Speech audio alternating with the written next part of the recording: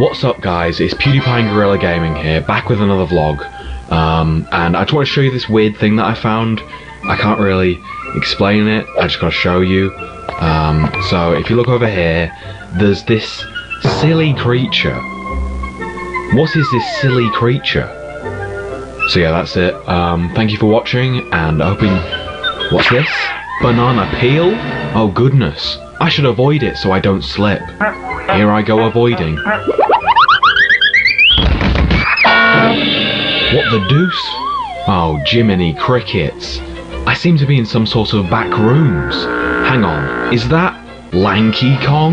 The Backrooms are not scary anymore. I don't think it's a particularly controversial opinion that the Backrooms have kind of been ruined by this teeny tiny thing called the internet. The mystery and interesting parts of this concept have been thrown to the side and replaced with generic scary monsters and loud noises, as well as there are weird Backrooms games that just ruin the entire point of the concept, as well as bizarre kids videos about the Backrooms. And while all this stuff has tainted the overall legacy of the Backrooms, there is one exception that stands out on its own as an independent story. But MewZe, you ask, what even is a Backrooms? Well, before I tell you about how much it sucks and is bad, I should probably give you a bit of backstory. This is why title...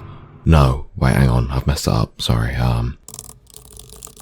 okay. This is why the Backrooms are not scary anymore. In 2019, an anonymous user on requested people to send disquieting images that just feel off, and someone sent this.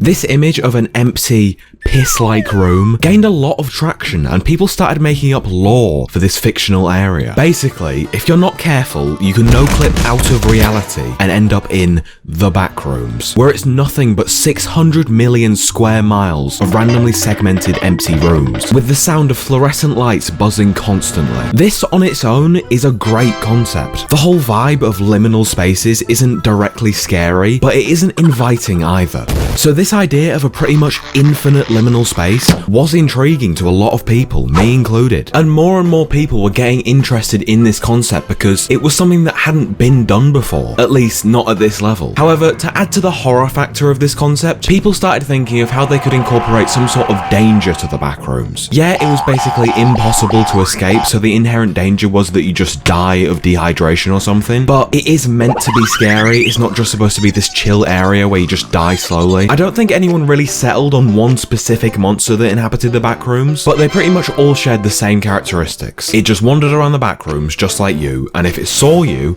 they politely told you to leave. However, as the Backrooms fandom grew, people began adding to the concept, creating stuff like new levels and entities.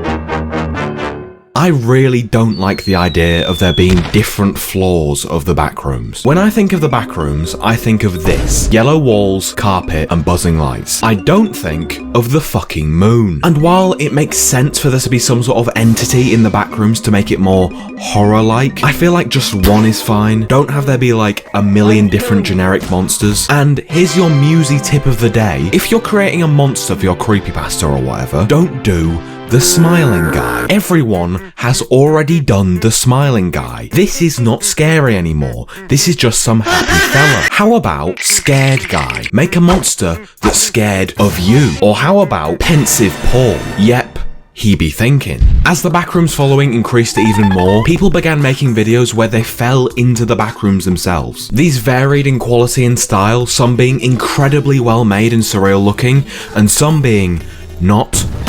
And as well as videos, there were tons of Backrooms games being created, mostly on this small indie website called Roblox. Now, when something gets popular, it always gains the attention of this group I like to call children. And because of this, it can kinda sorta get ruined. I mean, at this point, someone should make a video on how popular things get their legacy tainted by its popularity. I sure would watch it. I'm winking. You can't see me, but I'm winking. Now, out of pure curiosity, I wanted to play some of these Backrooms games. Maybe I was wrong and they're actually really good. They're not. Okay, now this is scary. Why did I just get shot? Are they just waving to me? Farmer. Ow! Okay, the Backrooms game. Oh Jesus, this is scary. What is that? What the fuck is that? There's a thing there. I mean, I know there's a thing there. Do I have to go up to it? Do I have to say hello? There's just like some goop. That's interesting. Yeah, no, that's weird how that happened. I'm fine. This is fine. Oh, this is great. This is okay. This is fine. Oh. I fell through the world, okay? After playing these Backrooms games, I can confirm that loud noises are scary.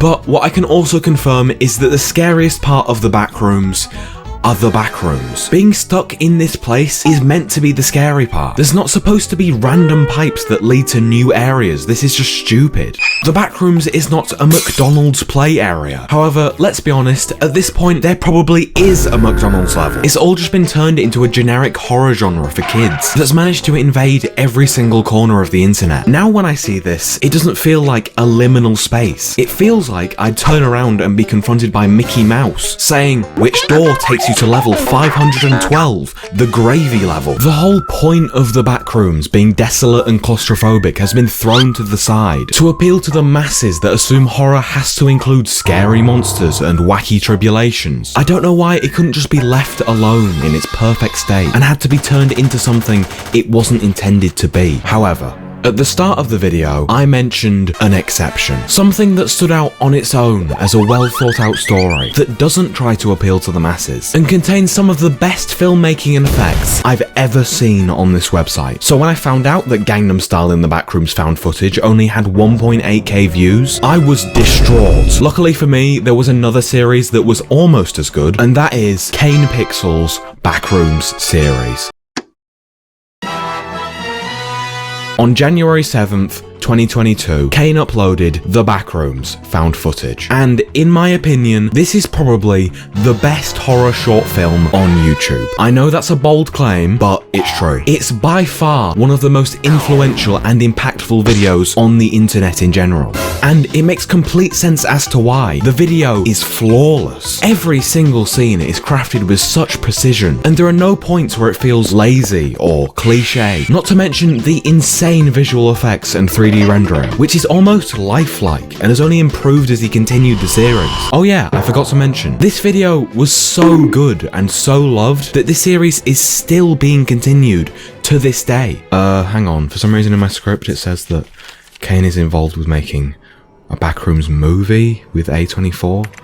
I mean, that can't be right, surely. Oh my god. Through this series, so many people have been inspired to make their own story based around this concept, and I continue to be impressed with what people are able to make. I struggled to make my intro skit, and that was in fucking Gary's mod. So, the Backrooms as a concept is still thriving after many years of being a thing, but due to how popular it's become, it's lost a bit of its charm. But I still love it as a concept. However, my issue with the Backrooms is why people who end up there don't just leave.